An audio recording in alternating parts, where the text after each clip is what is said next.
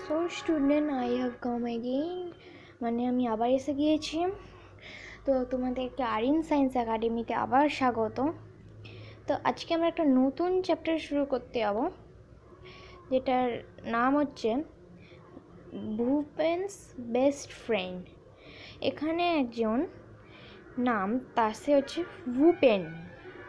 তো এটা আমরা এক্ষুনি পড়বো, তোমরা বইগুলো বের করে নিও। Bhupen lives in Guwahati with his family. তবে ভূপেন কোথায় থাকে না, ভূপেন গুয়াহাটিতে থাকে তার ফ্যামিলির সঙ্গে। He was a little boy about your age. সেও তোমাদের মতনই খুব কম বয়সী। Bhupen like to do everything himself. Bhupen তার কাজগুলো সব নিজেই করতে চায়। He would eat, bar and dress himself. সে তার নিজে ড্রেস, তারপরে বাথ, ইট নিজে একসঙ্গে, মানে নিজে করবে এগুলো। But whenever he had to go somewhere he need help. যখন সে কোথাও বাইরে যাওয়ার কোনো কাজে যেত, তবে তার কোনো হেল্প দরকার হতো, তার কিছু হেল্প দরকার হতো। You see, Bhupen was different from the others. Bhupen অন্যদের থেকে খুবই আলাদা। হি কুড নট সি, সে দেখতে পায় না। হি ওয়াজ ব্লাইন্ড, সে অন্ধ ছিল। He had never seen the blue sky or the flower in the garden. সে কোনো দিনও আকাশের নীল রঙের, মানে আকাশ দেখেনি, আর গার্ডেনের ফুলও দেখেনি। Not even his mother face, আর কখনো তার মায়ের মুখও দেখেনি। But he could feel her mother touch, কিন্তু সে তার মায়ের টাচকে ফিল করতে পারত। He could tell family member and friends apart their touch. যদি কেউ ওকে টাচ করতো, বলতে পারতো যে এটা কে।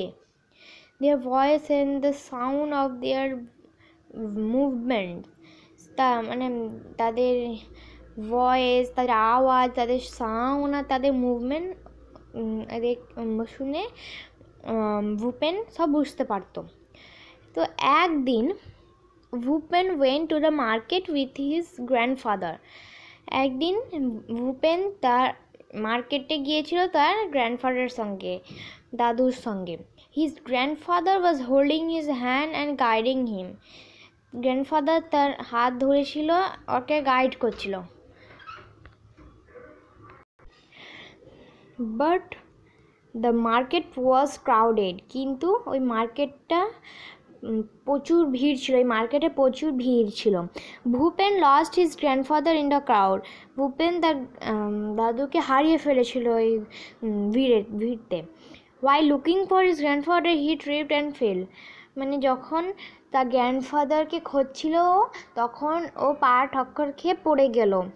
The people around rush to help him, মানে তার চারিপাশে যত মানুষ ছিল ওকে হেল্প করতে এসেছে। He walked a while but fell down again. সে আরেকটু কিছু হেঁটেছে, আবার পড়ে গেল। He sat on the ground wondering how he would reach home.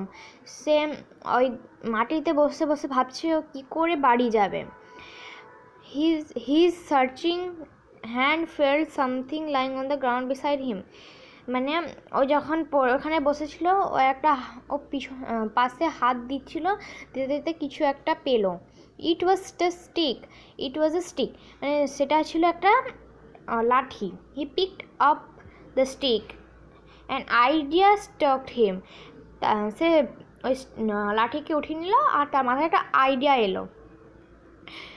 Why don't I use the stick to tap the ground around me. সে বলল যে আমি যদি লাঠিটা নিয়ে যদি হাঁটা চলাতে সাহায্য করতে পারি নিজেকে, তবে এটা তো ভালোই হবে। That way I can use, মানে এইটা ওইরকম সে ইউজ করতে পারবে। আমি নেক্সট পেজে যাচ্ছি। তবে ও ওই লাঠিকে ইউজ করেছে to feel things around I cannot see, like the trees, stone and the uneven path I walk on. মানে সে লাঠিকে কী করে ইউজ করবে না, সে ওই লাঠিকে ফিলিং করবে যে যেটাও দেখতে পাই না, যেমন গাছ, পাথর আর আর মানে ফুটপাথ, যেরকম আনইভেন পাথকে আমরা ফুটপাথও বলতে পারি। তবে তারপরে from that onwards the stick become Bhupen best friend. তো তখন থেকে সেই স্টিক তার বেস্ট ফ্রেন্ড হয়ে গেল। Bhupen started going to school with his friend, মানে সে তার স্কুলে তার ওই লাঠি, মানে ওটা বেস্ট ফ্রেন্ড, ওইটার সাহায্যে স্কুল যেত। ওটা ম্যাজিক স্টিক, সেটা ও ভাবতো যে এটা একটা ম্যাজিক স্টিক।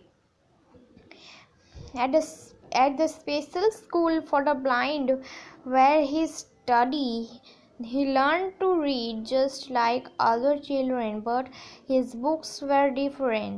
মানে একদিন একটা স্পেশাল স্কুলে, যেটা শুধু অন্ধদেরই জন্যে, he learned read just like others, সে অন্যদের মতনই পড়তে শুরু করলো, কিন্তু তার বইগুলো আলাদা ছিল।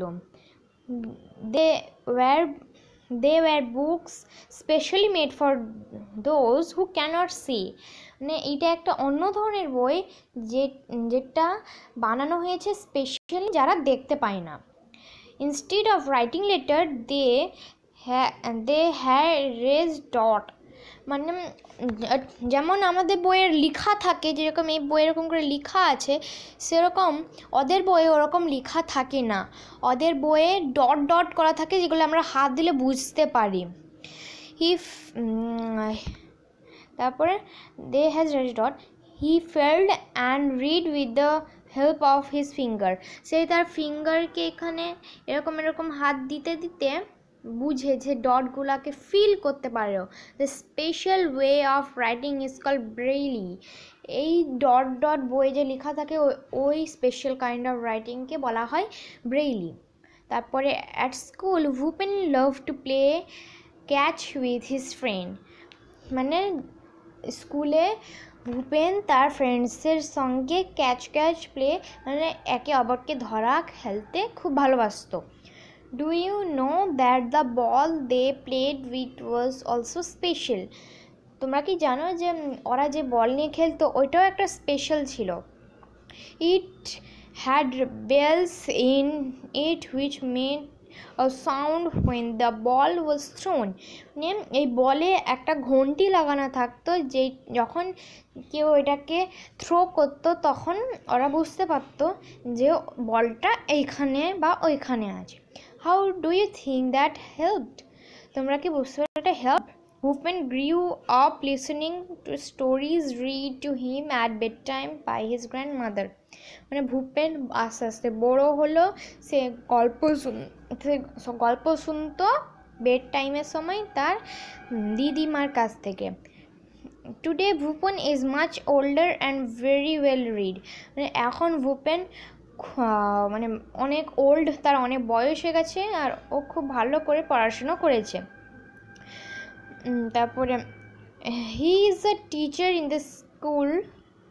in a school and reads book and magazine a lot to his grandmother who is very old can barely see.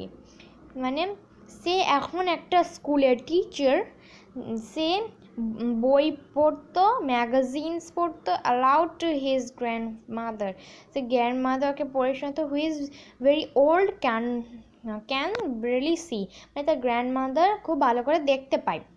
Bhupen had been blind since childhood, Bhupen ছোটোবেলা থেকেই অন্ধ ছিল। But there are many people who lose their eyesight due to an accident or an illness. মানে আমাদের কাছে মানে আমাদের এই আর্থতে যত মানে অনেক মানুষ আছে, তারা কোনো অ্যাক্সিডেন্ট বা কোনো ইলনেসের জন্যে ওদের আইসাইট মানে আইয়ের পাওয়ারটা চলে গিয়েছিল। Also as people grow older their hearings and eyesight often start falling. মানে যখন কেউ বড় হয় তখন তারা হালকা হালকা শুনতে পেত আর হালকা হালকা দেখতে পেত, কিছু ভালো করে দেখতে পেত না। তো তারপরে এখানে তোমরা এখানে দেখতে পাচ্ছ, এখানে লাস্টে আছে এই লাইনটা এখনও আছে, তোমরা ভুলে যেও না। তবে এটা বলছে লার্নিং মোর অ্যাবাউট ব্রেলি, মানে এবারে আমরা লার্নিং মোর মানে ব্রেলির সম্পর্কে আমরা আরও জানবো। তো এটা আমি আজকে আর পড়াচ্ছি না, এখনও একটা পেজ বাকি, আমাদের অনেক সময় হয়ে গেছে। আমি পরের দিন এটা পরের ভিডিওতে আমি লার্নিং মোর অ্যাবাউট ব্রেলিটা স্টার্ট করব। আমি শুধু তোমাদেরকে পরের পেজটা দেখিয়ে দিচ্ছি। তো আমি পেজ নিয়ে চলে এসেছি।